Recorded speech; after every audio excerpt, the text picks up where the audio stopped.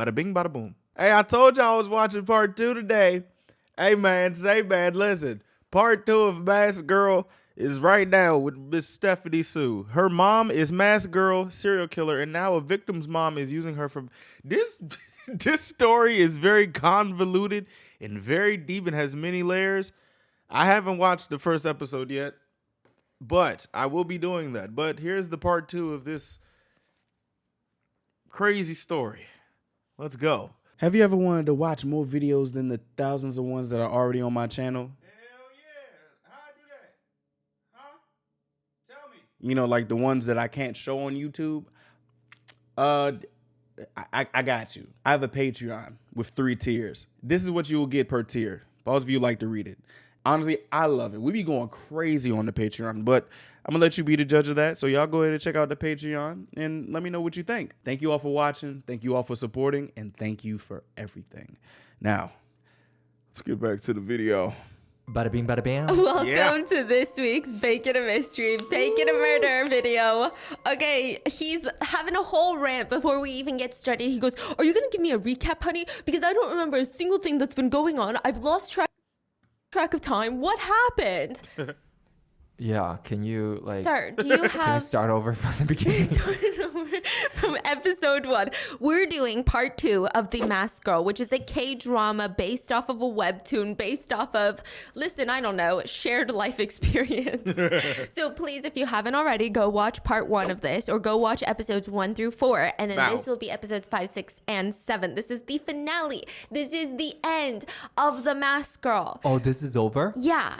So, oh yeah, we did part 1 maybe like a week or 2 ago. And let me tell you, every single night for like a week, I feel like the past few days he's been a bit better about it. He would lay in bed and go, so what happens next? And I'm like, sir, I'm not your, I'm not your free recap machine, okay? I have my own morals and ethics. I've got my own standards. But here I am doing another recap, okay? Oh, yeah. So if you guys didn't watch part 1, let me put this video on like 1.5 speed. Okay, 1.5 speed. Click. Okay, ready? The story is about a girl named Momi who always dreamed. I've never done this 1.5 speed thing, so let's see if that does. If I get mad, I'm gonna be mad. Dreamed of being this big star. She wanted to be a K-pop star. Her ultimate dream is people clapping, screaming, dying for her, like, Queen Faye! Like, that's what she wants to hear on a daily basis. She wants to go to sleep to that noise. But she is not conventionally pretty. And this is in South Korea, where conventional pretty is like everything, okay? And eventually she has to, quote, face reality. She starts working a corporate job, and at night she would come home, put on this very glittery looking mask, like a shimmer pink mask, and this skimpy little dress. She would turn on her live stream, and she would start dancing to all these pop songs. It was kind of sexual. She would like pour milk all over her face and like make groaning noises. Most of her fans were dudes. I feel like that tells you enough, okay? And she would live stream herself dancing for just all these songs, and her identity was always kept a secret. People always felt like her face was even prettier than her body. Some people said it's probably because her face is ugly that she's not showing her face. There were speculations. She ain't looked that bad. Fast forward, she ends up killing one of her top viewers because she realized that he just wanted to meet her in person and sleep with her. He thought she was ugly, but he still wanted to sleep with her. Her coworker Nathan finds out that she's the Masked Girl and helps her cover up the murder of her #1 viewer, but then she realizes that Nathan, this coworker, this incel, if you will, just wants the same thing from her. He just wants to sleep with her. So she kills him. I mean, I feel like she does have some like anger issues she needs to address, maybe with like the prison psychiatrist, but we'll see if she gets there. So she kills him, gets plastic surgery all over her face, runs off and does her own thing, and became known as the Masked Girl serial killer. The true crime channels were eating that shit up. They were like, oh my God, she's gone. Who is she? Nathan's mom, Karen. So Nathan, the coworker, his mom Karen, made it her new life mission to find Masked Girl and kill her because Nathan was a mama's boy. Of course he was. And she thought that her son could do no wrong. Nah, your son is a freak. Tracking down Momi to a town in Korea where she's working as a dancer and escort. And another dancer named Cynthia gets involved, and she's pretending to help Karen find Momi. But in reality, she's trying to protect Momi because pussy power. All of this somehow ends up with Cynthia and Momi killing Cynthia's violent boyfriend, Ben. And just as they're about to dump his body into a lake, Karen shows up, shoots Cynthia, killing her, but not before she gets knocked out herself. And all of this ends with a big reveal of Momi being pregnant, probably with Nathan's baby. We don't know, okay? We don't know what she's been doing in her free time. Giving birth, dropping off her born baby to be raised by her mother, who hated her, by the way. Oh, fuck. Not a great mom. And turning herself into the police as Masked Girl. The notorious serial killer is now in jail. Oh, my God. Dun, dun, dun. That's a recap. Oh, okay. Do you okay. remember all that? Yeah, yeah. Let's Okay, go back good, to. All right, let's go. Nope, I love writing. nope, Clearly- motherfucking no, no. Ah! I want to be like Miss Stephanie. I want to get sponsorships all the time. STUDNTS. All right. So we're just going to jump into episode 5. Episode Okay. 5 has already got me hooked because we're going in with Mimo. I know. Momi is the Mimo. mom. Mommy. Mommy. Mom. Oh, Momi. Mimo is the daughter. Mimo, yeah, is the Mimo. kid, okay? And then Nemo is the fish. So Mimo grew up kind of like her mom. You know, she loved experimenting with makeup alone in her room, performing in front of her little mirror.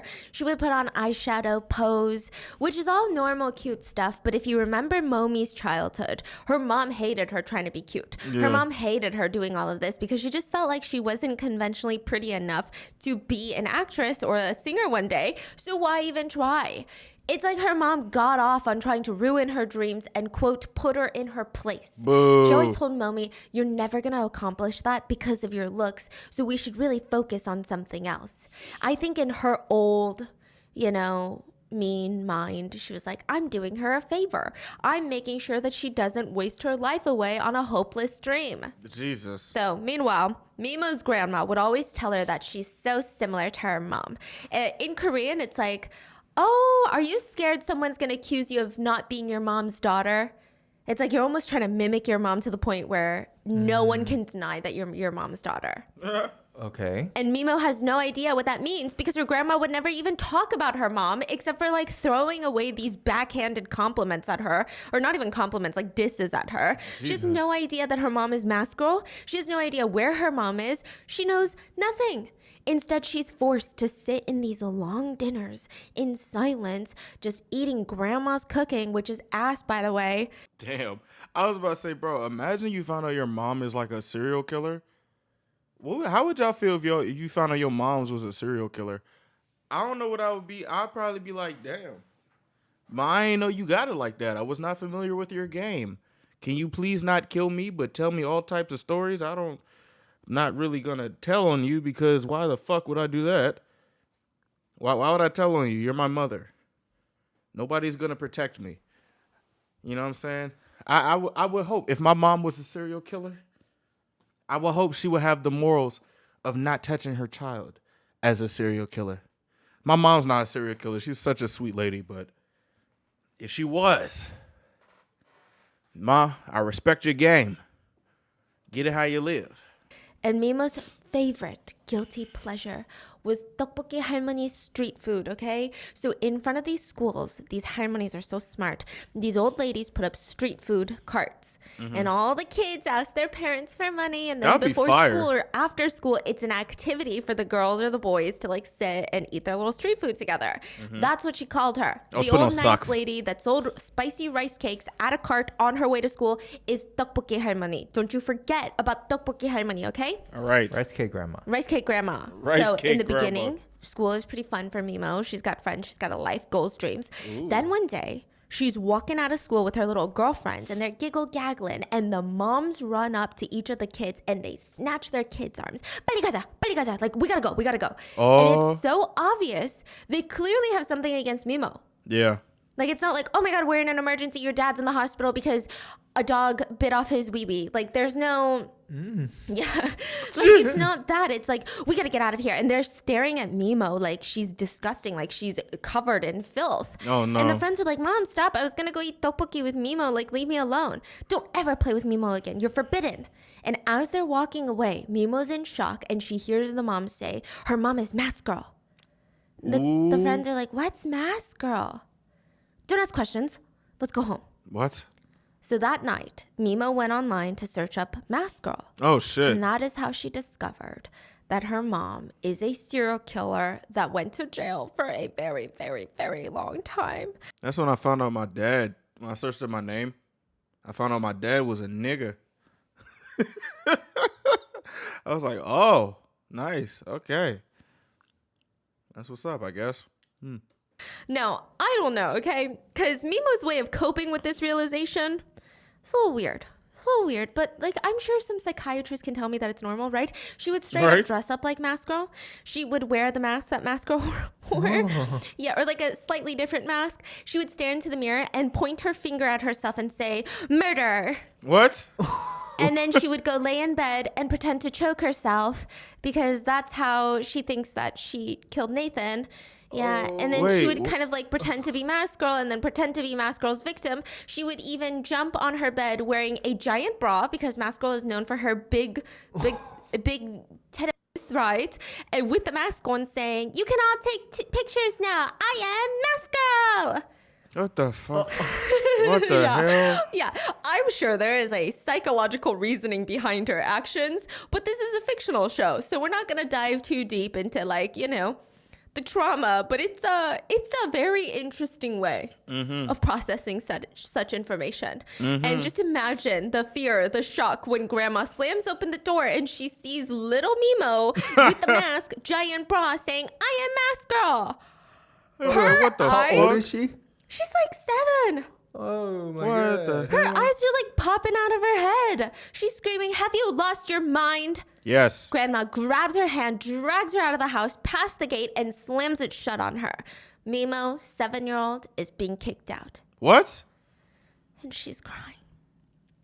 "Harmony, please. Grandma, please. I'm so sorry. I'll never do it again. Like, Why is this grandma such an asshole? God damn. Harmon Teseo," which means I'm so sorry. I did something wrong. I did something wrong. She's 7. And Grandma says, "I cannot raise you. I don't have it in me. Get out of here. What the fuck? Harmony, please." And Mimo falls to her knees outside the gate and she's sobbing. She stays there on the concrete all night long, even when it starts pouring rain. But it does seem like Grandma has some sort of love for the child, okay? Because she eventually comes out, picks her up from the rain, washes her, puts her in bed, puts a heater close to her, starts putting towels on her forehead to make sure that she doesn't catch a cold. Nigga, that's not love. That's, oh shit, I fucked up. Maybe I should actually be a parent. Oh no, I'm feeling guilty. That's not love. It's just, what the fuck? So she's like, "Harmony?" She's waking up. "Yes." "What kind of person was my mom?" She was a lost cause from the start. And Mimo's life does not get any better. She doesn't hear more about her mom. The only thing that she knows about her mom are the things that she's reading online. Because, like I said, Grandma still won't tell her anything about Mask Girl or her mom or her crimes or like even try to explain why she might have done something. Nothing. So Wow. at school, the rumors are spreading fast that her mom is Mask Girl. And it was spread by the person that was the closest to Mimo. Her You know what? Actually, 1.25 speed does not sound that bad. I've never done this before. Please excuse me. best friend.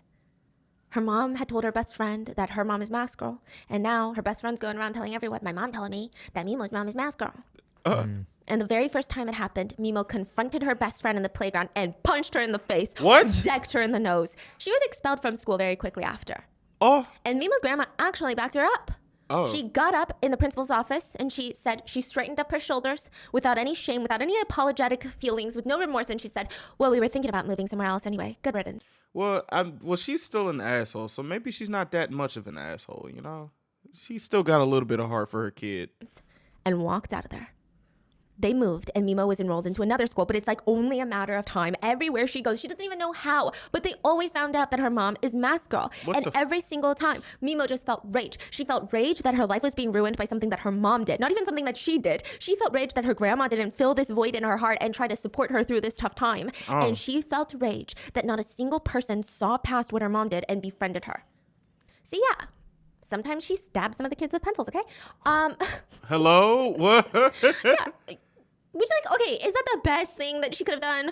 Arguably, maybe not. But Mimo is in a very tricky situation, a precarious situation where she has to be even less violent than every other kid her age, which violence is never okay. But when other kids push and shove, they're just being kids. When Mimo does it, oh my God, it's in her genes. Oh my God, the serial killer is in the genes. It's in the blood. It's in the DNA. Damn, it's cool when they do it. It's a problem when I do it. Fuck them. And she gets it from her mom. Right. So the videos of her slapping and stabbing kids, it kind of goes viral. Yeah. What? Like it's shared into all these PTA group chats in the area because parents are freaking out that Mimo is going to be sent to their school. Oh my Now God. fast forward to 2023. Mimo is about middle school age, about to be high school, like 8th grade, I would say. Mimo's life is spiraling out of control. She is the epitome of angsty, angry teenage kid. Her grandma jeez. is getting more and more frail, and her whole retirement has been spent trying to keep Mimo out of juvie. Oh, fuck. That's like the only thing that she's doing. So in one particular instance, grandma asked her, do you want to grow up just to be like your mom? And Mimo's feisty. She's staring her down. Okay, so imagine the kids that have no emotion. They don't even scream. They don't even cry. She just likes to dedoba, which is laser eye, like stare at people and say really snarky things. You know what I'm talking about? Stare. Those kids, that's Mimo, okay? Oh, and she would God. say, don't ever call her my mom again. That woman is nothing to me. Oh, jeez. Mimo goes to her room, slams the door shut. And the next school that Mimo is transferred to, she gets seated next to a girl named Yeti. Yeti is your quintessential nerd. Like that kind of girl that the popular girls like to poke fun at. She tries to sit with the popular girls at school during lunch. Like, she understands that nobody wants to be her friend, but she doesn't stop trying. So she'll literally go up in the cafeteria, go up to the popular kids, slam her food tray down and be like, did you guys see the new music video from NCT? Ah, they're my oppas. My heart almost stopped. Someone's sitting there, Yeti. There's Yeti no, or Yeti. Yeti? Oh. Yeti? Someone's sitting there, Yeti. There's no assigned seats at lunch. Come on, girls. Let's talk about the new video. Get up. Oh, That's God. her fucking seat. Oh, fuck. Stupid girl. And they're like so mean to her. But Yeti's like trying to play it cool. She looks up at the popular girl waiting to sit in her seat. And she's like, okay, well, I'll see you guys later. And she grabs her food and walks off and realizes that every single seat in the lunchroom is taken and everyone is deep in their conversations except the one seat right next to Mimo. Hey. She hesitates before she pushes up her chin and puts her tray on the table. Are you eating alone? I'll eat with you. Okay, you're welcome. Oh, fuck. Mimo doesn't even respond. She doesn't even look up. And Yeti continues, hey, you, come closer. I have something to tell you. Mimo does not react. You know you're totally an outcast, right? What the fuck? Finally, Mimo looks up. What? I'll be your friend. For you, of course. No thanks. What? I said I don't need shit like friends. Ooh. So after school, Mimo's walking out of class, enjoying the breeze, when, what was that? It's Yeti running up to her. Yeah. She's running. She's trying to keep up with Mimo's fast walking, and she's digging in her backpack. Which idol is your favorite? Do you want to buy one of these photo cards? I waited super long in the lines to get them signed.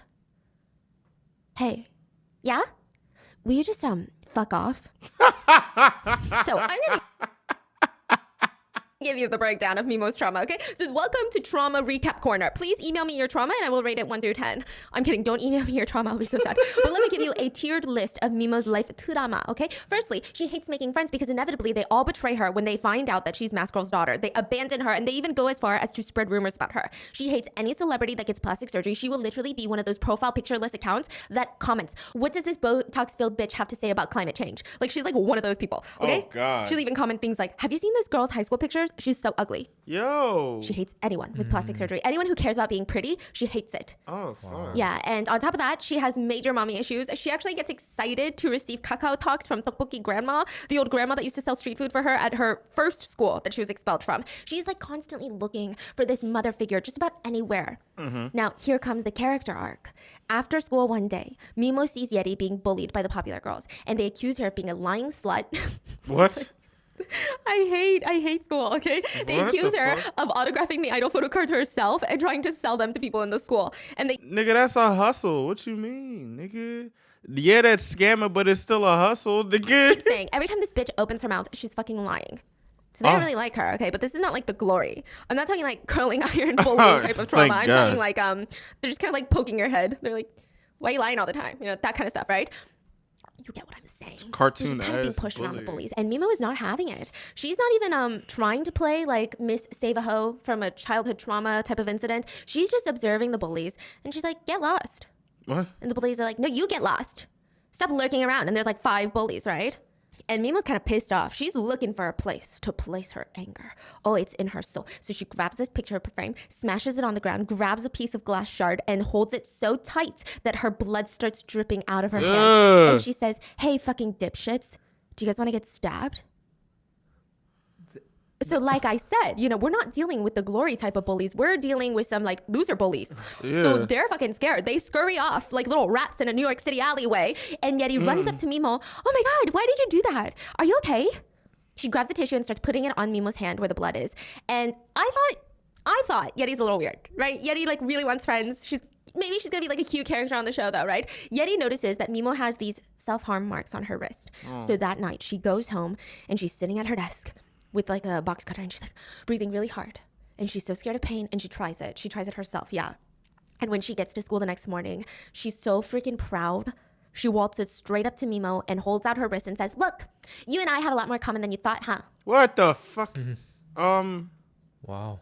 Yeah. And she's showing this tiny little scratch on her wrist with this big old smile on her face. And Mimo's looking at her like, "You're psychotic. I am so terrified of you, okay? You might be scarier than my mom." She even follows Mimo to the bathroom. And Mimo is trying so hard to get rid of this girl. And she's like attached herself like a barnacle on a ship that's not going anywhere. And we get the friendship arc, okay? Yay, Side finally. note, the friendship arc also kind of merges into a first love arc. I knew it. I'm not sure if the webtoon is any different, but it does seem like the two have a relationship or a budding relationship that seems like they're more than just friends. Hey, let's go. Yay. Even the kids at school whisper about how they're obsessed with each other, how they were caught making out and stuff. What? But let me just give you the rundown on how it happens. The two are eating street food after school and playing at the playground, or really just like sitting there being angsty middle schoolers when Yeti blurts out, "I want to kill my mom." What? What? I know, sometimes I think about killing my mom. What? Why?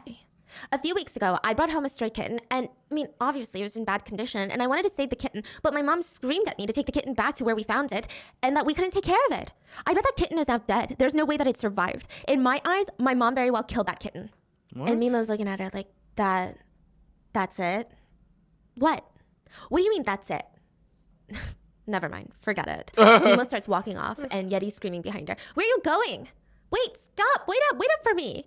What, I can't even tell you things like that when we're supposed to be friends? Bro. How many times do I have to tell you I don't need friends? I just want to get through school and graduate, okay? Wait, you never tell me about yourself. I was just trying to be friendly and make conversation. Like, what is wrong with you?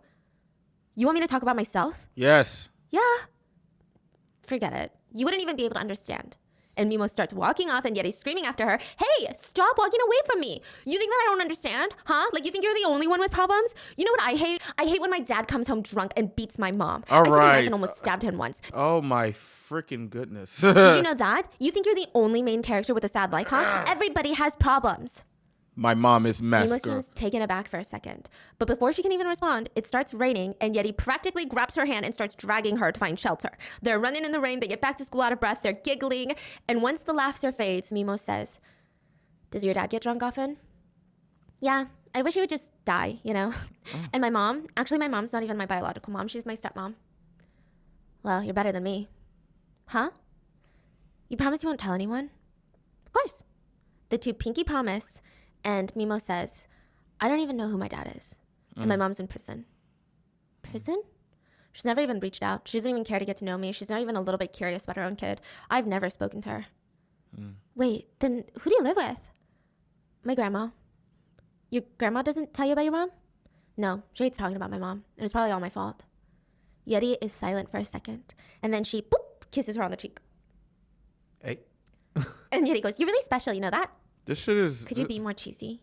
But the thing is, this is where things get very interesting, okay? So after the rain quiets down, Yeti goes home, and I'm expecting a drunk dad, an evil stepmom. I'm talking like Cinderella level stepmom, right? That is also a victim of the dad. That's what she said. That's what she said, right? Wrong. This Her bitch family is dramatic. actually super cute. They're not super well off, but they're super cute. They're grilling up KBBQ in the living room floor, all because Yeti mentioned a few days ago that's what she wanted to eat. And she talks back to her parents. Like, if I talked to my mom like this when I was a kid, I probably would have gotten in big trouble. She's slamming the bedroom door, refuses to eat dinner, Yo. and her parents don't even scream at her. They don't even scold her. They don't even seem like What normal the Korean fuck? households. They seem like gentle parenting households, which is not really the normal Korean household, yeah. So she lied? Yes. Oh my god. Yes. Oh my god, she is a lying bitch. Wow. And yet he slams the bedroom door shut and starts texting Mimo. She plops on the bed and starts angrily texting Mimo. "I hate being home. My dad's drunk and violent again. I'm just hiding in my room right now." What the I'm fuck? just glad I have someone to talk about this stuff with, though. But the dad's making barbecue right now. Bro, in the background, you hear Yeti's parents like being cute and making each other barbecue salmon wraps. And then warning the other kids, like, "Blow on it, it's hot. The food is hot, it's just off the grill." Oh my What the hell? Wow. Yeah. Is she gonna get her to kill her parents? And her parents are not even bad. See, this is motherfuck. Yeah, Imagine that's your kid, babe.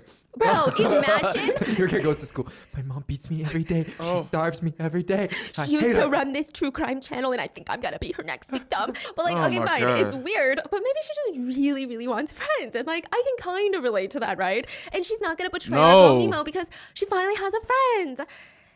This is the drama where dreams and hopes find a plot of land and they bury themselves in graves. This is a graveyard of dreams, so I don't think that's gonna happen. We see a montage. This is when you know shit's about to go fucking down. When you see montages and like the sun is streaming in and they're riding a singular bike together and they're like holding on to each other's backs, someone's gonna fucking die. What? Like K-drama. You see two people, a couple on a bicycle, one of them is dead in the next episode. I guarantee it. I promise you one thing. One of them is about to start planning a funeral, okay? So we see a montage of them running around, jumping up and down, saving each other from bullies, giggling in class, being scolded by the teachers. And finally, she asks, hey, I've been meaning to ask, why is your mom in prison? Oh. She killed someone. What? Nemo stops walking and she looks like she kind of regrets saying it. What? Do you think I'm some sort of monster too? No. No, I don't. Besides, it's whatever. My dad went crazy again yesterday. Went around breaking everything, including all the dishes. My mom left the house crying. Such a mess. Nemo looks at her and says, do you want to run away with me? Run away? Yeah, let's do it. Oh my God. But we need some money. I don't have money. Do you have money? No, but I'm sure we can start making money now.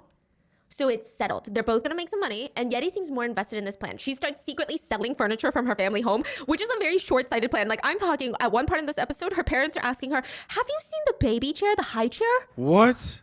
And she's like, no, what do you, how would I know, Mom? And she's Oh, like no. slamming the door. And her mom is like, oh my God, and the fucking stroller is gone. Duh. They're like losing their minds. It's gone because she sold it. She wants to sell her autographed idol cards too that she signed herself. So she's not really like the most likable character. She's pretty bratty to her parents, even though they're really nice to her. It's kind of the juxtaposition of Mimo just wanting a parent, just like one singular caring parental figure in her life. And Yeti has both, and she doesn't even care. She wants to be as tortured and as traumatized as Mimo so that she can have a friend. Side note, she Googles killers whose kids are in school and she finds the mass killer and she thinks it's really cool. She actually tells her little infant sister about it while she's feeding her yushik, which is like food. And she's like, or yushik. And then she's like, oh, I just feel bad for Mimo, you know? Like her mom is mass killer. But you can't tell anyone. Anyway, she wants to run away with me. So the both of them try to save up as much as they can. And after a week, they have a grand total of $37. Oh God. Bro, do you remember being a kid and like $1 seems so hard to make? Where you're like, you need Yes. one singular dollar for the vending machine? I'm gonna put in so much work. I'm not saying the value of a dollar is nothing, but it's just like when you're a kid, $1, you might as well give me a goal of being a Fortune 500 CEO. Like it just feels so incredible, okay? And so they have $37 Bro, and they I work their remember- fucking ass off for like a week. Bro, I remember one time, and my parents won't let me forget it. I remember one time I was like, 6 years old, and either my grandma or my mom gave me $5, and I threw it on the ground because it wasn't five $1 bills or something like that. I don't know why I did it. I guess I ain't like Abraham Lincoln or something. I don't know. For $37. And Mimo even offers to ask Tteokbokki grandma for money. And Yeti is like, who's Tteokbokki grandma? Oh, she's this nice grandma that used to run the street food stand next to my old school. She texted me saying that if I ever need help, I can always ask her. Oh, Well, I mean, I still think that we can do it on our own. I gotta go. I'm gonna go sell one of my photo cards, but by the end of the week, if we still don't have more money, maybe we can reach out to Tteokbokki grandma. So she goes into an alleyway to sell these photo cards to an elementary school kid. And the bullies come up and they're like, yeah, what are you doing? Selling fake idol cards to elementary school kids? You're ripping off elementary school kids? As an onni, you should know better. And they tell the little elementary school to scram, get lost. And they start kind of beating up Yeti, but not harshly. You know, it's not the glory. Just like a little bump and scratch. I don't even think it's gonna bruise. And one of them is about to slap her when she says, hey, you better not hit me or else your life's gonna be in danger. Oh. Are you fucking stupid? You wanna get slapped again, huh? And she grabs her hair, Yeti's hair, and is about to slap her when Yeti screams, do you even know who Mimo's mom is?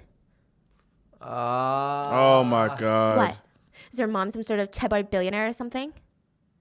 No. Her mom, and the scene cuts. So we don't know what she says. Oh my God. She But said we it. do see Mimo at a cafe trying to steal an unattended laptop because in Korea, let me tell you the joys of Korea because sometimes I shit talk my motherland. Well, is this my motherland? I was born here. No, my mother's land is South Korea. Whatever, okay? Sometimes I should talk, but I be telling you, okay? You go to a cafe or a restaurant, people will leave their phone, their full MacBook Pro 2023, just on the table. No theft. What? People will leave their purse on the chair. No theft. Designer Chanel purse. No theft. What? Because the country is covered by security cameras. Yeah, the country is covered by security cameras, and theft is like a really shameful crime. Yeah. Yeah, and like people really shame you for stealing stuff. Oh. Like, it's like very social outcast vibes. Like, ugh, you had to steal something. You must be so miserable. Like that's the vibe, right? So there's not like a lot of theft in Korea. Anyway, she Okay. sees one of these unattended laptops, and she grabs it. And as she's about to walk out that cafe door, a hand comes. Oh on her God. shoulder. Lady, what are you doing? Then she's in the police station. Damn. And grandma comes running through the door and walks straight up to Mimo and slaps her across the face. I told you, this was the last time. Pack your stuff and leave my house immediately. I had no intentions of ever going back in the first place. What did you just say? Mimo runs out crying and she tries to call Yeti. Hello? What are you doing right now? I'm just home. Can I come over today? What? My Uh-oh. house? And Oh, she hears her shit. parents like having a little cute blast in the back. Why? I just can't go home. Just one night and then I'll leave, I promise. Just one night. I really wish you could, but my dad's drunk again. It's a mess here. God, I want to run away too. Oh, are you okay? Yeah, I'll be fine, but just go home tonight and then we can run away when we're ready, okay? I'll see you at school tomorrow. She So can't. Mimo hangs up and she breaks into the school because this is where she's going to sleep. So she sleeps on her desk. The school security's not that great, in Korea. Oh, so this is nighttime, Yeah, she breaks into the school. and there's nobody in the school. No one. Just yeah. breaks I into guess, the like, school. who's going to rob a school, right? Yeah. Maybe they will. I'm thinking about all the people that might have robbed a school. I'm so sorry, no offense, but like when you do What? that, right? Yeah, so she breaks into the school. She sleeps there on her desk, and the next morning she wakes up to give herself a dry shower. Is that what it's called? Where you get like the wet cloths from the sink and you kind of like rub your body, right? Bird And that's when bath. she hears kids coming into the restroom. Because this is crazy. Did you know in Asian schools, students have to fucking clean shit? Yeah. Oh, like do cleaning work, right? Yeah, so like every kid is in charge of cleaning work. So in Korea, sometimes you're in charge of like cleaning bathroom A or bathroom B and you like go in groups and you clean it up. Yeah. It's interesting, but I think it does teach a level of cleanliness and like responsibility as a kid. I think I like it. Anyway, I like and that's it when she too. hears It's kids kinda coming cool. into the restroom to clean and they're whispering, did you hear? That Kim Mimo girl that just transferred, she's a serial killer's daughter, Mask Girl. Oh Who's my Mask Girl? God. The psycho killer? Do you know why she got transferred here? No? She stabbed a girl in her class and got expelled. Oh my God. Oh, that's so gross. Like, we're going to the same school as a psycho killer's daughter. Bro, imagine somebody saying that and then you just walk into the room and it's her. Man, but it'd be so much poo poo on that floor. Like you just walk in and be like, oh. I'm sorry. I'm so sorry. Oh God. How's that fair for us? I know. My mom said that she's filing a formal complaint with the board. Mimo runs out. She's pissed. She's strutting down the hall right out of the school, and she's not going to sit here for another single day before she gets expelled. So she leaves school. She's not coming back. She's like, why sit around just so I can get expelled? I've been through this game again, right? So she leaves. Grandma ends up coming to class that day looking for her because she didn't come home last night. So it does seem like grandma cares. It seems like grandma's saying all this shit. She cares in a very Korean way where she cares that they're alive, but she doesn't care to help them psychologically, which is super Korean. Oh my God. Yeah, sure. Like, I want to Jesus. feed you. I want to house you. I want to make sure that you're physically fine, but I don't want to address any psychological problems you might be having. Hey. Very traditional Korean grandma vibes, right? So her grandma's looking for her. She genuinely looks very worried. So it's like, I don't know. I have very mixed feelings about her. Maybe because I know that Korean stereotype. Grandma seems like she cares. And the teachers even pull Yeti out of class to ask her, have you seen Mimo? Do you know where she's gone? She's like, I don't know. So after school, we see Yeti running to all their favorite spots looking for her, but Mimo's not there. And Yeti just feels so heartbroken. She won't even pick up Yeti's calls. And as she's walking home, her phone is basically glued to her eyeballs, and she runs into her parents almost right outside her house. And they're like, Yeti, what's with the long face? Did something happen at school? Hey, I got you fried chicken. You said you wanted fried chicken last night. So we're going to have a chicken party. We can do chicken party every day for our favorite daughter, Who said this? the dad. Okay. Just very wholesome family, okay? And Mimo is standing on the side, hidden by a vending machine. She was waiting to confront Yeti.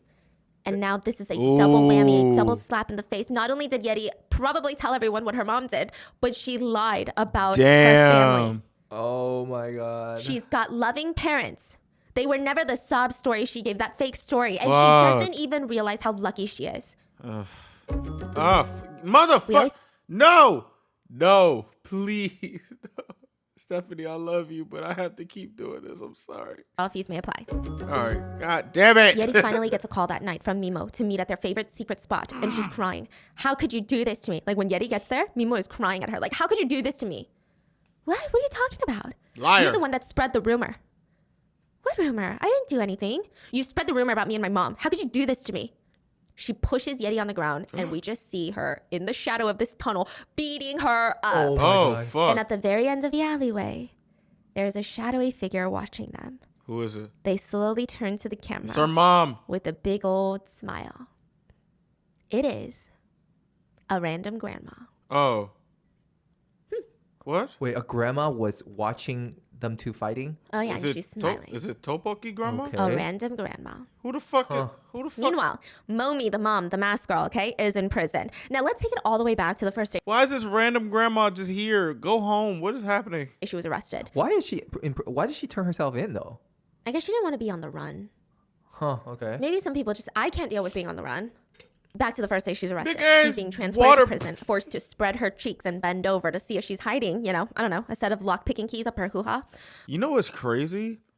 Y'all know when like that national security thing, that little Amber Alert thingy went off? I was thinking, like, what would happen if people who've like hidden phones in jail because they didn't know that this was a thing.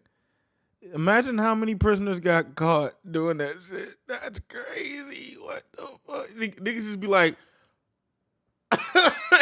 like, oh God. Which I Googled, okay? I'm like, why would they do that in prison? Because I'm thinking, what could I possibly have hidden in there that you need to so invasively So have me much bend stuff. over and like spread them wide and then like stick around, poke around, like microscope in there? What could I possibly hide in there? I don't even think I could hide much in there, right? You'd be surprised. I Googled it.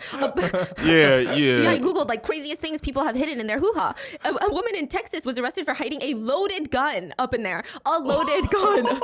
Not even unloaded, like loaded. I don't even think the safety was on. That's heavy. So just one kegel away from shooting herself. That's heavy. Yeah. It's like playing with fire, first of all. Second of all, I just imagine her lifting her leg and it's like, boom, you're dead. She just shot you. Sorry. Carrying around a. Pop it a squat, boom, shot. Like, just, Oh my God. Wow. yeah, pistol pussy power. Pistol pussy So power. Momi was searched thoroughly before being thrown into her cell. And they're like, meet your new cellmate, masked girl. And the cellmate looks kind of crazy. She's got that crazy hair and the crazy eyes. She's been here way too long. Oh shit. You were on TV, weren't you? Masked girl, right? Hey, you got prettier in person. She gets up in her face, inspecting her. Wow, I can't even tell that you had your whole face done. That's what they said. That you ripped apart your whole face and stitched it back together. I can't even tell that you had any plastic surgery done. Come on, spell. How much did you spend? Huh? 30K? 40K? How much? 30,000? The cellmate runs straight to the door and screams out the bars, 30,000! And everyone starts going, shit, I lost the bet. I thought it was like 50. Some of them are going, I guess 10. What? They were betting on this, okay? What the? Bro, they're so bored. Yeah, everyone in the cell start gossiping. I mean, not bad. I bet if I had that kind of money, I would look pretty too. She rushes back to Momi's face. Eyes, nose, that's a given, right? Cheekbones, forehead. Did you shave your chin? What the hell? Momi has a blank stare, and she just slowly nods.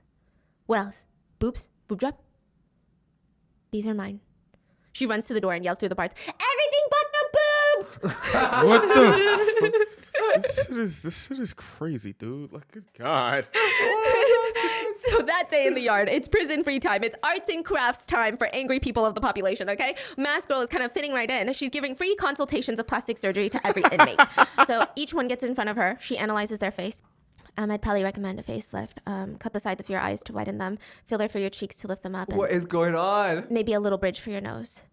And the lady that's in front of her face looks like a true born gangster. And she goes, so you're saying everything? I should get everything done. I guess. All the women around laugh, and it just feels like all in good fun, okay? Until one of their backs stiffens, and she puts her hand up to her mouth and blows. What the fuck? And most of them disperse without even letting Masked Girl know what's going on. Masked Girl is alone, and her cellmate stays and sits next to her, and she's like, what the fork is going on? Her eyes scan the yard, and she sees the door open, and 4 people strut in.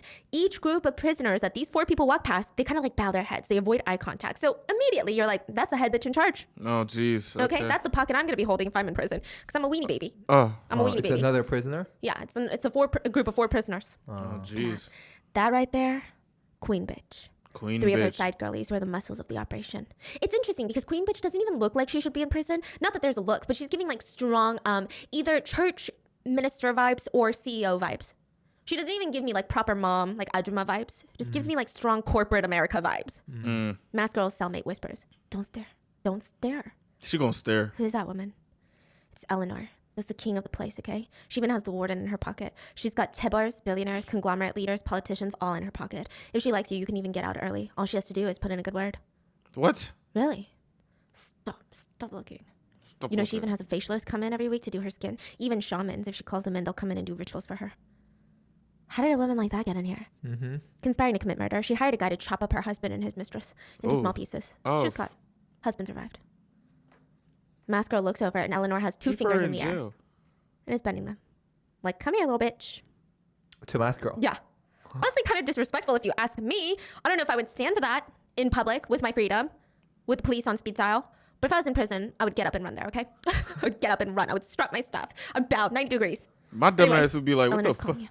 The cellmate jumps up and leaves. Bro, you know what's funny? People be funny as hell when they like try to like assert power or something like that. My dumb ass would be like, bro, what do you want? Like the amount of times that somebody's tried to press me and I just be like, what do you want? It'd be funny and I don't realize that I'm either getting pressed or somebody's trying to try me until like after. I'll be like, oh. Yeah, I don't really think of that. Cause nobody's ever put their hands on me. So it's like, okay. And Mask Girl sits there for a full moment staring at Eleanor, wondering, what does this lady want to do with me? And she slowly gets up and walks over. And Eleanor says, are your legs injured? What? I'm sorry. Oh, cause Are your legs injured? You're dragging them while you're walking here. Eleanor gets up to be eye level with Momi. You're Mask Girl, huh? Yes. Eleanor lifts her hand and slaps her across the face, and the force makes Momi topple over onto the ground. What? Way too fucking similar. Way too fucking similar to the bitch that seduced my husband. So get lost. Stay out of my eyesight unless you want a new face. What? So for lunch, everyone gets in line, cafeteria style. The lunch ladies are slopping down the food that they need to eat for the day. And the girl in front of Mask Girl gets zero food. So each lunch lady that she comes across, she's like, please, please, please. And they go, get lost. Keep going. Keep it moving. The fuck? And Momi is so curious. She turns to her cellmate and says, why doesn't she get any food? She's in prison for adultery. It's a rule from Eleanor. Anyone in here for adultery must starve for 3 days. Momi gets her food and waltzes over to where the starving girl is sitting, and she sits down in front of her with a full plate You go to jail for adultery? Ain't that cheating? You go to jail for cheating? of food, and where everyone can see her, she starts sharing half her food. Her new cellmate warns her, your life is about to get exhausting. Don't do that. It's fine. I don't think it's going to be fine. She's so scared that she gets up and leaves while Eleanor stares down Mask Girl, who's just chowing down on her food with this adulterer. You just know Eleanor is going to send her the 3 minions to fuck up Mask Girl, okay? When she's on work duty, Mask Girl is working the laundry. She's washing all the uniforms. The door slams open. The other workers, the prisoners, and the guards, they're all sent out. Momi turns around, and now she's just alone, standing in front of the 3 fucking minions. Of course, Eleanor's not there. She doesn't involve herself in the dirty work. They sneak upon her, and she stares at them before leaning down to get back to the laundry machine, and they shove her into an open washing machine. Oh, fuck. They keep sing-songing that her whole face is plastic, that she's ugly, her head is as shiny as an apple. Yeah, and they're like saying really degrading things, and the minions are all laughing, and they're like, stay in your own lane unless you want to get fucked. Oh, Jesus. Momi gets up out of the washer and stares at them. What the fuck are you staring at? You want me to make your face all crooked again? Momi walks up, puts her face right up to Minion 1's. This Minion 1 is the very vocal one. She's the one that's like, right? I said stay in your lane, Mask Girl. And if I don't? This fucking bit. Before she can say anything, Momi pulls her head back and slams it against Minion 1's face, sending her flying back. Shit. She jumps, straddles her, and starts to fucking her. Batman. Even when the other 2 pull her off, she gets right back and starts biting Minion 1. The way that she's fighting this girl is like a dog on a mission is the only way I can explain it. It's not even a normal fight that you would see in the dramas where she's taking on 3 people. It's like the other 2 minions are pulling her back, and she's like needs to be chained to stay away from Minion 1. Oh my God. She's laser focused on Minion 1 and beating her up.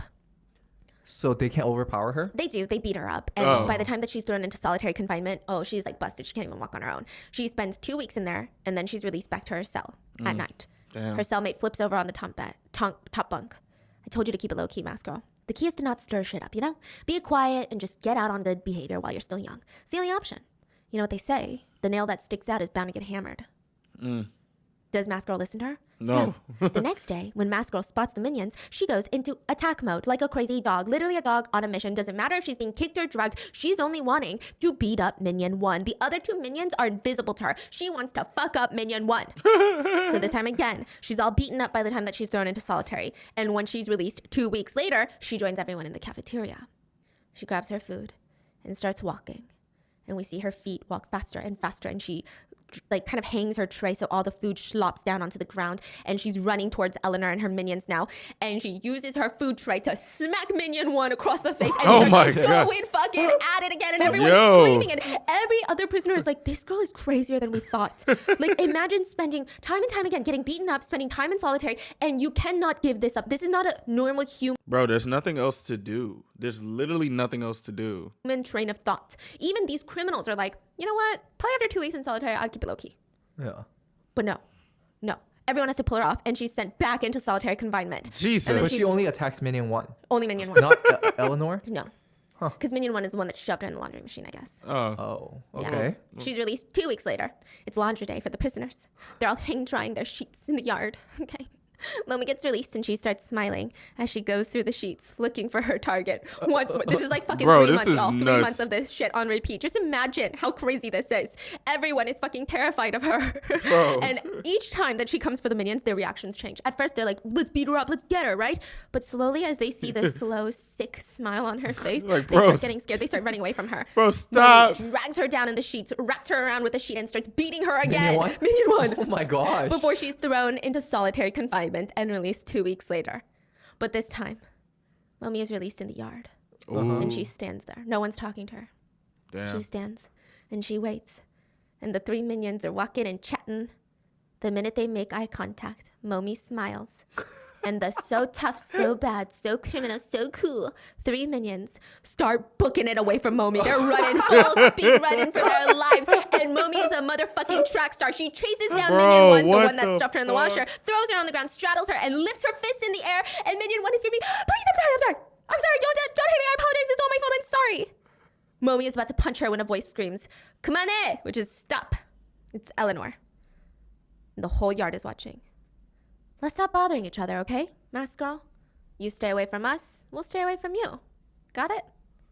The minion under Momi is wriggling around like a little centipede. Say okay, just say okay! Momi gets up silently and walks off. And when she passes her cellmate, she throws up a peace sign. Fuck? And everyone in the yard knew from that day forward, don't fuck with Momi. Yeah.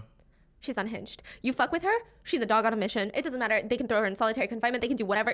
The minute she comes out, your face is going to get rearranged. Jesus Yeah. Christ. Like, can you imagine dealing with someone like that? That's so scary. No, Yeah, I'd be they're tired. determined. Yeah, determination is scary. Yeah, it's scary. Yes. Wow.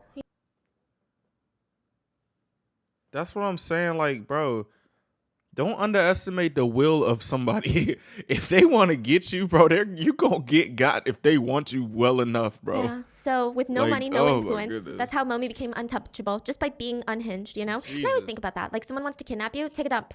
No, Surprise shit on the sidewalk. no, I don't think You're that would work. constipated. Like, Surprise pee. Woohoo. You know? There will probably be a TikTok video out there of you covered in pee and piss, but pee and poo, but at least you have freedom. You know, that's what I like to call America, the land of the free. Now the episode jumps to 2023. There's a new actress. What? So there's 4 actresses actually that played Mask Girl. So there was the original Mask Girl, right, that was doing the mask part, but then the mask dancer was actually a different person. oh. Yes. Oh. Whenever she put on a mask, it's a different person? A different actress. Wow. And then the third one was Nana, who is the actress that plays Mask Girl. This is post-surgery Mask Girl. And then now we have old Mask Girl. Oh, Oh, she's old now? Yeah, she's like 40s now. okay. Wow, this is like Time jump. wow. Yeah, and It's only 7 she's episodes cut her and hair shit. to be a bob, and she just gets by in prison. She has good behavior, doesn't cause a fuss. She's friendly with her cellmate, just stays in her own lane. And now she's sitting in the auditorium listening to another warden go on and on about how they're the new warden and they're going to change all the prisoners. Out of all the ones that have tried in the past, it's going to be this warden, they said. And this warden is obsessed with Jesus, the Bible. She's super religious. She believes Hey. all prisoners can be saved by God, which I'm not saying is bad or good, right? That's whatever, right? But she is kind of creepy in the sense that her religion, the way she talks about it, kind of reminds me of a cult. So like she's a warden, right? But she makes everyone say "I love you" to her. To the warden? Yeah, like in a chant in uniform. And as they pass her, she's like 사랑해요. And then they have to say it back. And it's just really weird. And everyone's like, she's giving cult vibes. Literally, the inmates are like, I think that she has dreams of running a cult. And that's why she became a warden. And now my she's forcing goodness. us to be her fucking cult members. Oh, Jesus. So it's under this new warden that Momi's like, No pun okay, well, intended. maybe Jesus can help me escape. So all because of a letter that she received. Momi had not been receiving any letters since the day that she got in prison. This is the first one she's ever gotten. And it's not even a letter. She opens it up and it's a printed out digital article about is violence genetic? It's got Mask Girl's face on there. And Mask Girl's confused. She's trying to flip through the article, read about it, and she's like, what does this even mean? And in the back, in Sharpie, someone wrote, it's your turn to feel what it's like when your child is completely broken. What? Bitch. That was the day that Mask Girl starts plotting her escape. She read that article every single second of every single day for a full week. She knew she had to get out. There was no other option. She took fabric from her job as a sewer in the prison, and she was going to use that to climb over the edge of the wall. And in the end, Wait, why does she want to get out? she thinks her daughter's in danger somehow. Oh, someone's targeting her daughter. Yeah. So she's trying to go out and protect the daughter? Yeah. She cares. I think She she cared, cares. but like, how could she reach out to her daughter in a way that wouldn't just complicate her daughter's life more?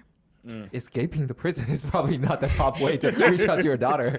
No, Maybe she would real reach out to her spill. daughter, just watch her from afar and make sure nothing. I don't know. Yeah, it's kind of what? Yeah, but like I think that she didn't not reach out, not because she didn't love her daughter, but I think that she genuinely like imagine also how her daughter would feel if she's growing attachment with this mom in prison, but it's like this whole life crisis of like, why do I feel any sort of affection for someone who killed people? It must be very confusing, right? So in the end, she's got help from her cellmate, and it was arguably an okay plan, but it fails. She ends up falling from the wall before she can cross over and Oh, is thrown fuck. in solitary confinement. Again. And for a moment, we think that Momi has given up her dreams of getting out there to save her daughter from whoever is after her kid. But she comes out of solitary confinement with this weird smirk on her face, little smile. She gets back to her cellmate. Hello, my friend. Oh, what? the What? My fuck? friend? What's wrong with you? Something's weird about you. Did you bonk your head in solitary confinement? No. I feel better now. After solitary confinement, you feel better? Yes. Because I discovered I'm a child of Jesus. And he's helped me see the light. And I see the way, my friend. Okay. I feel at ease for once. And the warden is eating it up. It seems like the warden has been waiting for someone to spread her message to validate herself in what she did. She's like, that's right. I fucking changed a prisoner, okay? You know what's funny? There's nothing more interesting than someone who just discovered something and they're going 100% in it.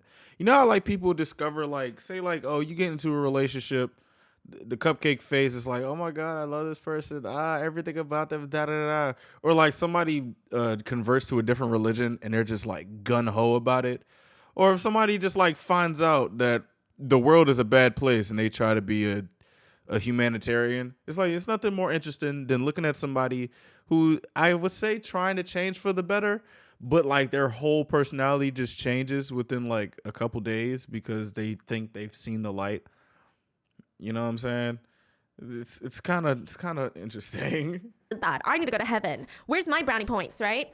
But even the cellmates are questioning the shit out of Momi. They're confused, like what this changes. She keeps calling everyone my friend and smiling and talking about being a child of Christ. Anyway, they're walking away from the yard one day when they hear someone crying. It's Eleanor. Oh, What's going on there? You don't know? Turns out the evil bitch does have tears. Her daughter needs a kidney transplant and she turned out not to be a match. damn. Momi walks up to Eleanor. Ani, fuck off. Ani, if you don't want to die, fuck off, okay? What's your daughter's blood type? If I'm viable, I would like to give your daughter my kidney. What? Wait, Eleanor is the mean prisoner. Yeah. She's crying now because her daughter is sick and needs a kidney. Yeah. But I thought you said she has a lot of money. Yeah. I guess no one's a match. No one wants to give them a kidney. Damn. Okay. Yeah. Weird, right? What's her blood type? AB, young? AB. Oh, what a relief.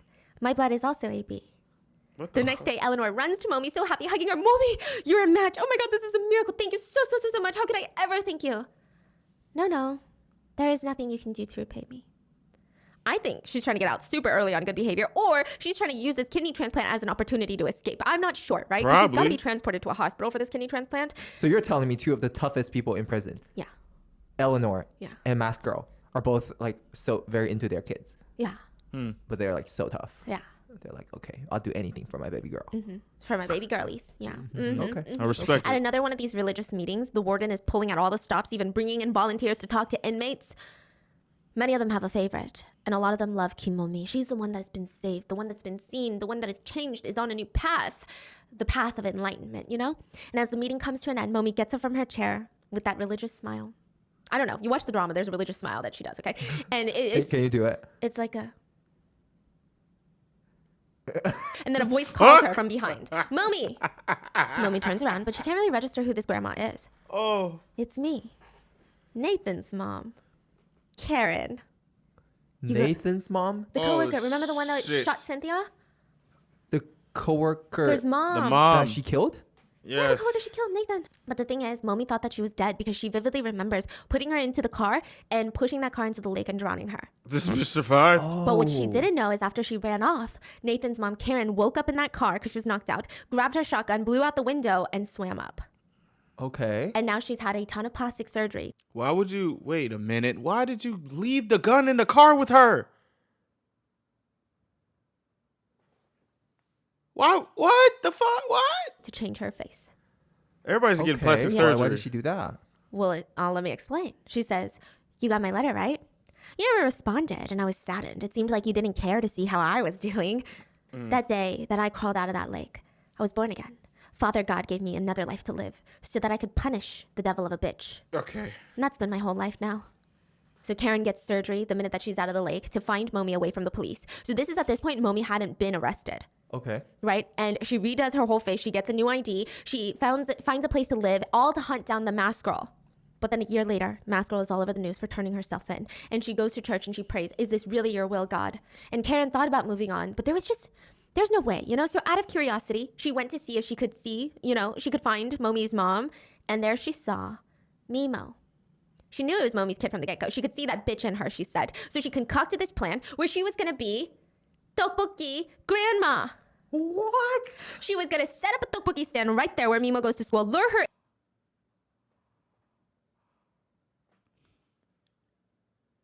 Hey, if I ever do somebody dirty on accident, I hope they not smart. Because what the fuck?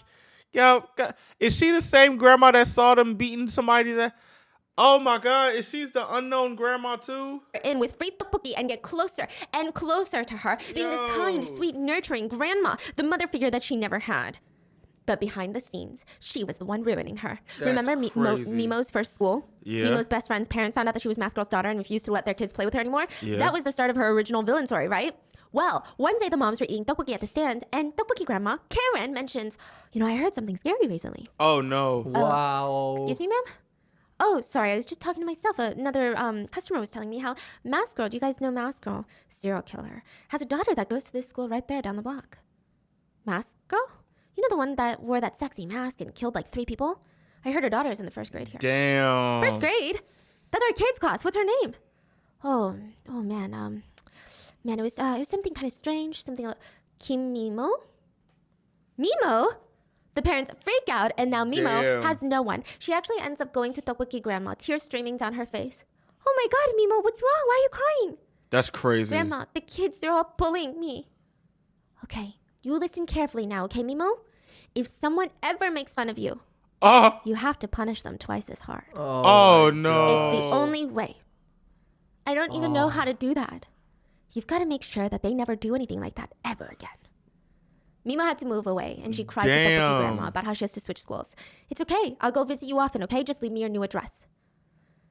Mimo jumps up to give her a big hug because she is the only caring person in Mimo's life, but she's ruining Mimo's life and she doesn't even know. Damn. Now, remember Mimo's girlfriend / best friend, the ultimate betrayal? So we thought that Yeti told her friend who the bully was, It was the grandma. but we get a flashback, and she just used it as a distraction. She said, "Mimo's mom is," and the girls are anticipating, and she slaps their arm away and starts running off. Oh wow. Oh. But the grandma Wow. was there in the alleyway, and she said, "I know who Mimo's mom is." And she tells the girls. Oh hell. no. Yeah, and her little evil master plan worked because Kim Mimo was all alone, for good now, truly alone, and she waited for that knock on that door. She smiled, and then she opened it. "Oh my God, Mimo, what are you doing here? What's going on?" "Grandma." "Oh my God, get in the house. Come on. My Lord, how did you even find... Oh my goodness, what happened?" Conniving Dude, bitch. So grandma became Yes. the caretaker? Oh. Karen tells Momi all of this in the prison, and Momi is shaking with anger, hatred, shock. Her body is literally shaking. Karen gets up close and personal and says, "It's time you feel it yourself. What it's like when your kid is completely destroyed and disappears." Before Momi can react, she bows and says loudly, "I will keep you in my prayers, miss." Who said this? Karen. Okay.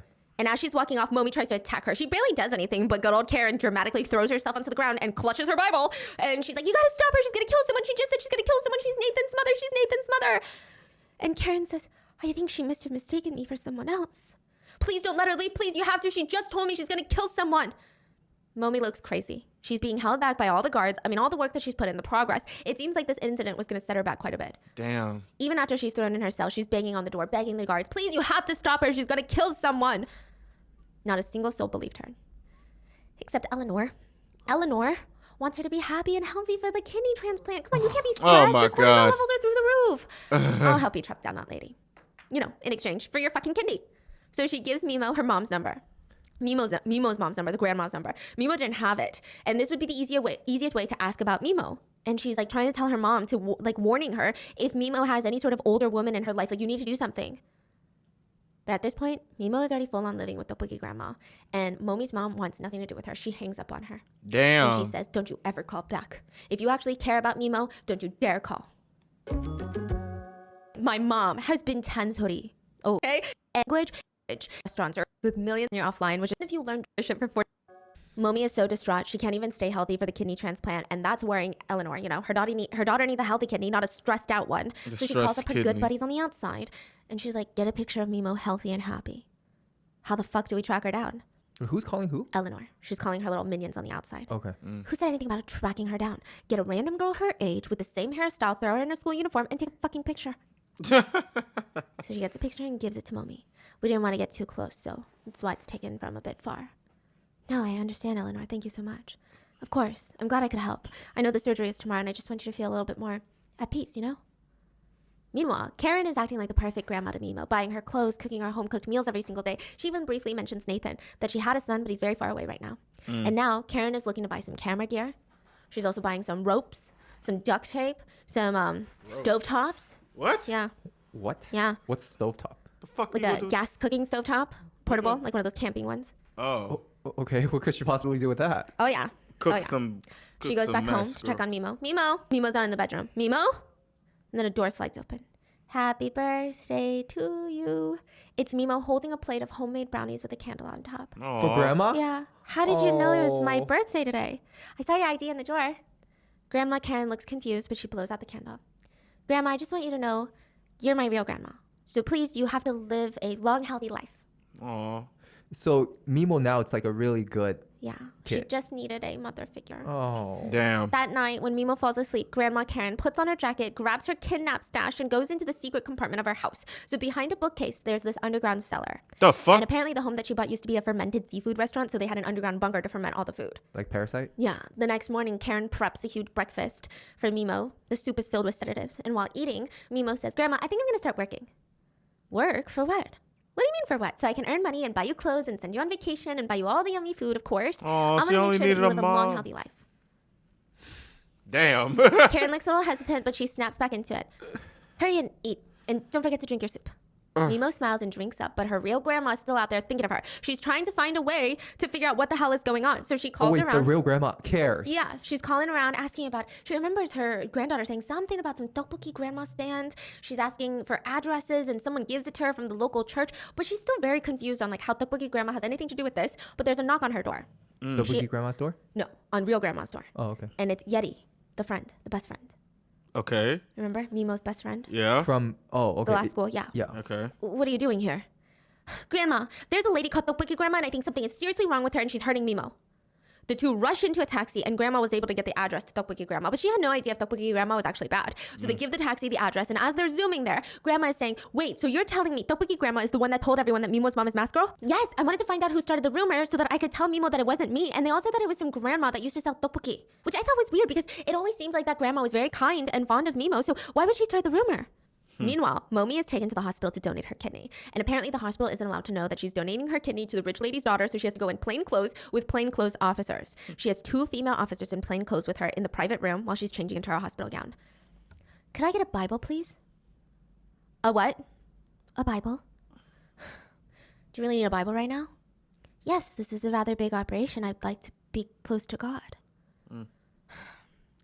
One of them puts the handcuffs back on her and says, can you handle it while I go get a Bible? Yeah, no problem. One of the officers leaves to get a Bible, and Momi is handcuffed. I have to use the restroom. You can wait until she gets the Bible. I really have to use the restroom right now. Okay. They unhandcuff her and handcuff her to the bathroom like railing. And she's sitting there. How do you expect me to use the restroom handcuffed like this? Pee. Sorry, not my rules. Well, I feel humiliated. You know, I volunteered to give a kidney. Okay? Not my rules. It's fine. I don't want to give my kidney anymore. Why should I have to withstand such humiliation when I offered to do something nice for someone? Call the warden. I want to go back. The officer toys with the idea that technically it will be her fault that Momi backs out, so she undoes the handcuffed, and right when she turns around to give Momi some privacy, Momi grabs the lid to the toilet and slams it against her head. She jumps out the hospital window, landing hard on the concrete. But like somehow she's got the same genetic makeup as the fucking Hulk because this lady survives. She gets up, she steals a random car in the hospital lot and starts driving. And like a lot of people leave when they're briefly bringing someone to something, they'll like leave a phone as the navigation in the car. And there's a phone. So she dials her mom's number that she's memorized, okay? Mom, please don't hang up. You have to listen to me for once. Mimo is in danger. Mimo's in danger? What do you mean? Nathan's mom has been stalking Mimo, and I think she's been making her life miserable to do something to her, maybe kill her. Nathan's mom? Do you know anything about her? I think she's with her right now. I'm on my way to see her right now. You're on the way? You can't go. Please, you can't. It's so dangerous. You have to call the police instead. If you know the address, give it to me right now. Grandma gives it to Momi, and she stops the taxi and forcibly pushes Yeti out because now she knows it's dangerous. Oof. So she's like, you cannot come with me. Yeti gets pushed out, but Yeti just grabs the next taxi, and she memorized the address too. So she's headed over there. It's about to be a family fucking reunion. Okay? All right, God. So everyone cares about Mimo so much. Yeah. Oh, my goodness. So Mimo's the biggest victim. She wakes up tied up in the underground cellar, and Karen is trying to get the camera to work, but it's not turning on, and she's reading the manual. Mimo's got duct tape on her mouth and she's putting two and two together. She's devastated that grandma, the one that she treated as a real grandma, was just another person to betray her. Damn. You're awake. Mimo, you're probably wondering why I'm doing this. I want to say I'm sorry. This isn't about you. It's your mother's fault. Do you know how my son died? Your mom butchered him, cut him into pieces. And I didn't really want to have to come this far, but you came to me. And I wanted to rub it in your mom's face, so I went to her prison. And let me tell you, she just had this peaceful look on her fucking face. She looked so peaceful. She even had the audacity to tell me that she found salvation. That lying slut. Salvation? I've lived my whole life in hell. I'm sorry. I just want to tell you, though, one last time. You've done nothing wrong. But if you want to blame someone, you can blame your mom. Nigga. Karen walks over to the camera and presses around, and it finally clicks on. There we go. Now we can show your mother your last moments. Mimo's like grunting behind the tape. What, you've got something to say? Mimo nods. Karen takes off the tape. What is it? Grandma, it's so cold. Grandma Karen puts her jacket on. Grandma, please, I'm so sorry. Please let me live. I shouldn't have ripped it off. Grandma Karen forces the duct tape back on her mouth and starts cooking up a stove. She's trying to kill her with carbon monoxide poisoning. Oh, and then the doorbell rings. Oh. The police are there. We got a call that you're holding a little girl captive in here. Well, sir, you can look around all you want, but that's not true. He looks around. There's nothing because she's in the hidden underground cellar. Nothing. But as he's walking out, he hears someone scream, "Help!" And he leans. It was just one policeman? No, one's in the car. Oh. And he leans into the car and says, I'm going to do another search. Ooh. I'll be right back. Why is he going alone? Yeah. That's weird. So he's about to walk back He's a in. big bad But he gets a policeman. radio on his thing that interrupts him. So let me give you a little flashback to what Momi's doing, okay? She's driving as fast as possible to Karen's house, but her car runs out of gas. She ends up hitchhiking with a woman who stops on the side of the road, and she's got this wound on her face, and it's bleeding, and she looks really messed up. Momi. Because she, like, jumped out of a hospital building. Yeah. And the woman looks hesitant to give her a ride, and she explains that she and her husband got into a really nasty fight, so she needs a ride back home. Now the lady's like, okay, fine, get in. So she's out here singing, the lady that's driving, dancing in the car, making this a road trip, talking to Momi about how her and her husband also fight. Her husband's also a useless deadbeat, but the song cuts. Breaking news. Masked girl, a known serial killer, has escaped while receiving treatment from the hospital. She has short hair, 5 feet, 5 inches tall, and has a wound on her face from her escape. If you Nigga, oh my goodness gracious. I would not, man. I'm in the car with her. I'm in the car. I knew I shouldn't have hitchhiked. I knew I shouldn't have picked her ass up. Oh, fuck. you spot this woman, please immediately alert the authorities. The car is now dead silent, and the driver refuses to look over. She's gripping her wheel, and Momi looks at her. Excuse me? Yes. Yes. How can I help you? Actually, if you could just stop, I'd like to get out now. Okay. She stops the car, and Momi gets out and runs into the woods for a shortcut to Karen's house. And the driver calls the cops. Karen's working faster, though, okay? She's putting more duct tape on Mimo's mouth. I should just get this over with. It's because I'm too soft, you know? My heart is too soft and weak, but what goes around comes around. This is a sound and fair punishment. This is after the cop left. Yes. So we actually see the cop get a radio around this time, and it's saying, fugitive on the loose near your area. Because she just called. The driver just called. Yeah. Meanwhile, Mimo's real grandma arrives at the house first, and she asks the taxi driver, can you please just wait? I'm just grabbing my granddaughter. But he refuses. No. It's too late. Karen, he's like, I got other calls, lady. Oh, okay. Karen is setting a charcoal stove on fire. She's gonna kill her from carbon monoxide. And Karen lights the grill and walks upstairs. But in the kitchen, she runs into Mimo's real grandma. What the hell are you doing in here like a thief? Grandma hears Mimo scream. What did a child do to deserve something like this? Karen pushes her down, ready to kill her, but Yeti runs in. Grandma! Mimo's grandma uses this as a chance to throw herself onto Karen, and she's screaming, she's downstairs, go get Mimo, she's downstairs. Yeti leaves, runs downstairs. Mimo is already passing out. Yeti runs to turn off the stoves. They're both coughing.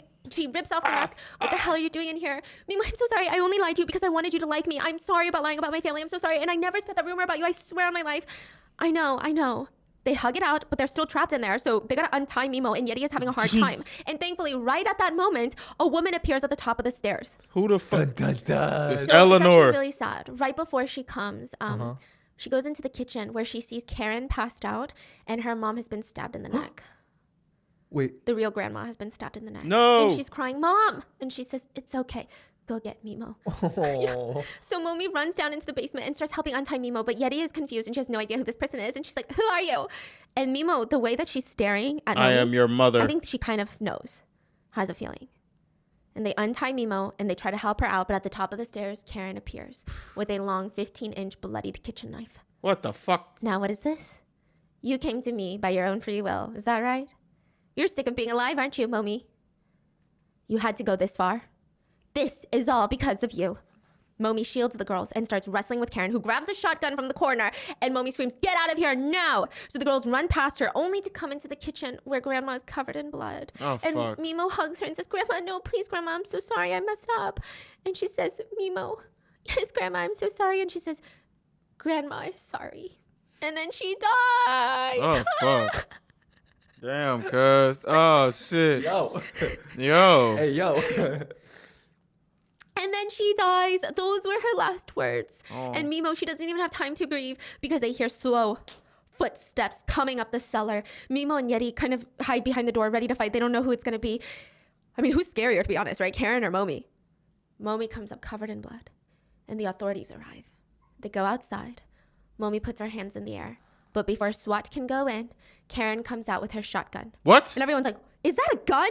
And the SWAT team use the intercom. Harmony, Grandma, put down the gun. Put down the gun. And she says, you need to feel my pain.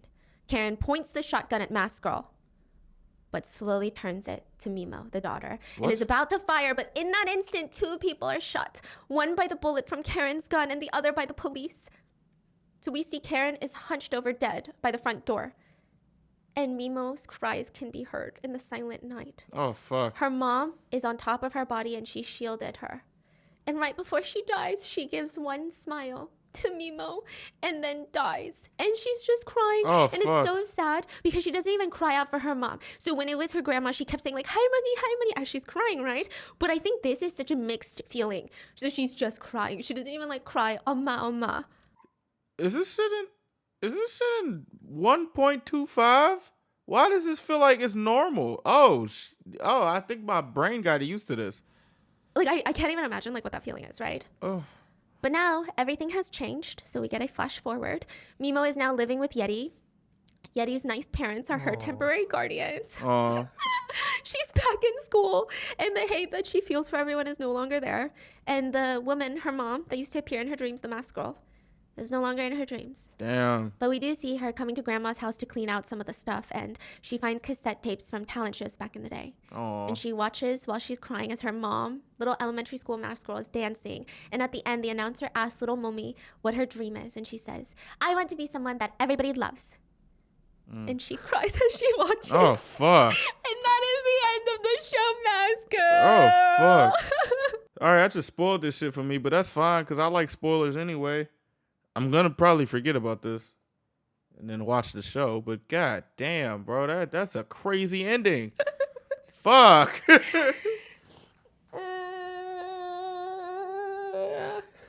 They're good. They're good. She's a good I storyteller. think the first half you did was still kind of like, fun. yeah, it's kind of fun Yeah. and also unbelievable. Yeah. You know, it's Yeah. like, what are you saying? Like, how does someone just turn into a serial killer like this and just everyone's so, but then I feel like the last episode, it really hit home on the emotions. Yeah. Oh, Like you see how, the society fails someone because she doesn't look conventionally attractive. It's just so much deeper than Yeah. the moral of the story: treat people with kindness. God damn, even if you think they ugly, God, don't say it. Shit, don't say that. Don't tell people that they're ugly. You know what I'm saying? Unless they have an ugly personality and they're like outright being ugly to other people. Don't tell people that they ugly, bro. Yeah. Okay, so how I saw it, right? If we want to go into like a deep psychological breakdown of the characters, I think Momi Mask Girl is the embodiment of someone who like tried their best, but that female rage is like the strongest characteristic of her. Like even the way that she kills her victims, it's like that pure female rage of being used for her body, being sexualized, being objectified, But then at the same time, not being good enough because she's not pretty, but she's still being objectified. So it's like that pure female rage that unleashes. Even in prison, I think it's just like pure female rage embodied. And her whole life is that. And then for Karen, I think she falls into that very strong Korean patriarchal mom stereotype where her son can do no wrong. Now, I'm not saying that Nathan's murder is justified, but it's the fact that she does not even see how Nathan could have played a role. Even the way that she is confronted with all the evidence found in Nathan's home, like all the creepy things, she like that's nothing to her. It's nothing. Yeah. It's like boys will be boys to her. Ew. So she's like that kind of characteristic. Mimo is more of like kind of like the mixture of the female rage, but like still trying to fight and like find an ethical balance. And then the real grandma, she gives me strong stereotypical Korean grandma vibes in the sense that she wants to physically care for her children so that she does her job, but she doesn't understand that doing your job as a parent or grandparent implies medical help or not medical help, mental help as well.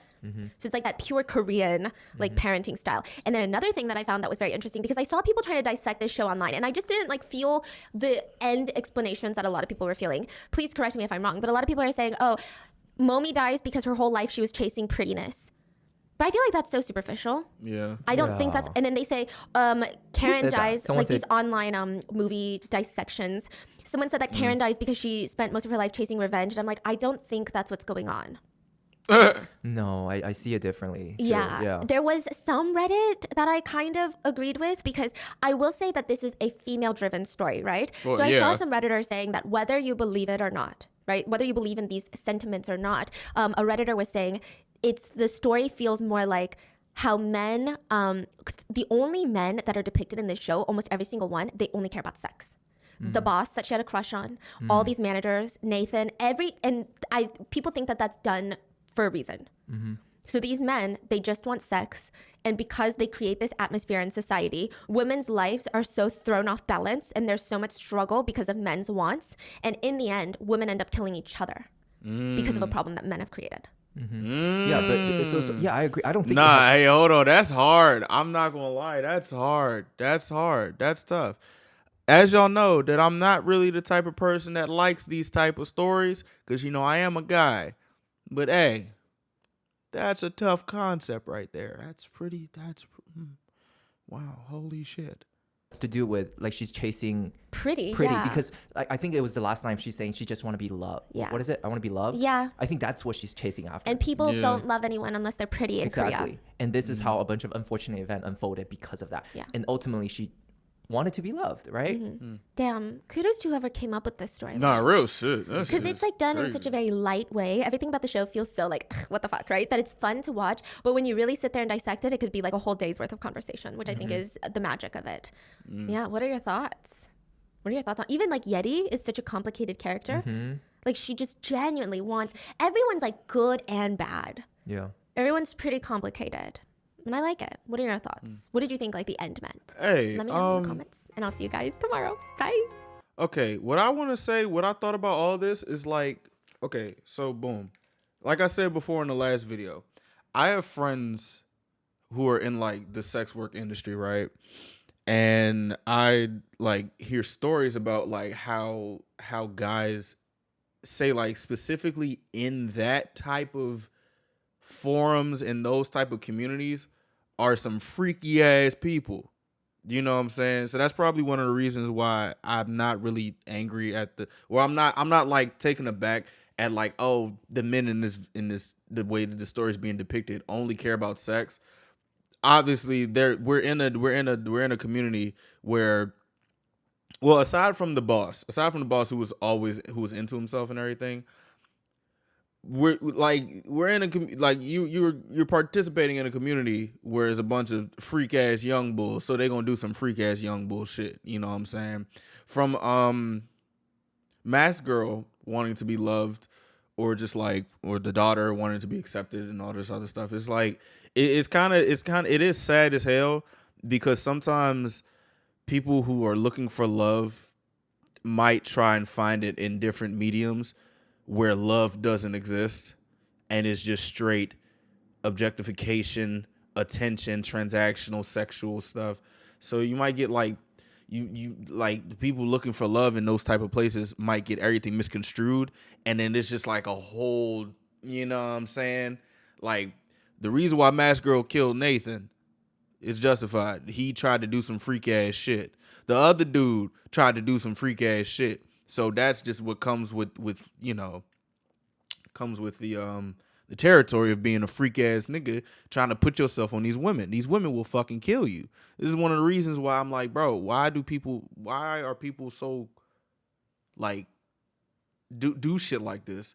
Because like, do people not think that other people have the ability to get you knocked off this motherfucking planet? Like, that's just one of the things that I think when I'm thinking of like stuff. I'm just like, okay, there's that.